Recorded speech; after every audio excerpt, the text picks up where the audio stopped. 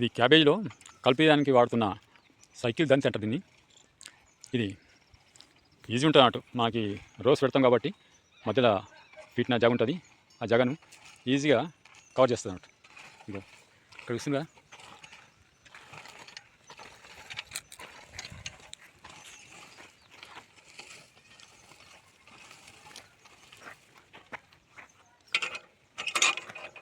ఇదంతా దీనికి పలుగు ఉంటుంది. పలుగుని అప్పుడప్పుడు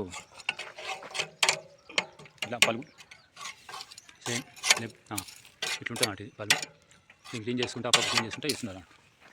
చాలా ఈజీ ఉంది మెథడ్.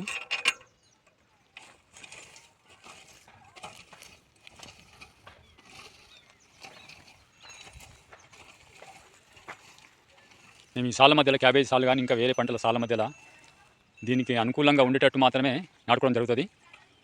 ఒక మనిషి ఈజీగా ఒక ఎకరా ఈజీగా ఆడుతూ పాడుతూ ఒకరోజు ఒక ఎకరా చేస్తాడు.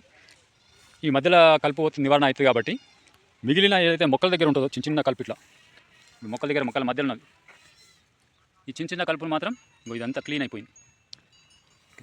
కూలీలను పెట్టి తీసేయడం జరుగుతుంది. దీనివల్ల మనకేంటంటే దీనికి కావాల్సిన కూలీలు చాలా తక్కువ పడతారు. 1/4 కూలీలతోటి అయిపోద్ది. రెండోది ఏంటంటే మనం చేయాల్సింది, ఎప్పుడైతే కలుపు మొక్కలు చిన్న చిన్నగా ఉంటాయో అప్పుడు తీస్తేనే అది మొక్కలకు కూడా మన నాటిన మొక్కలకు మంచి ఉంటుంది.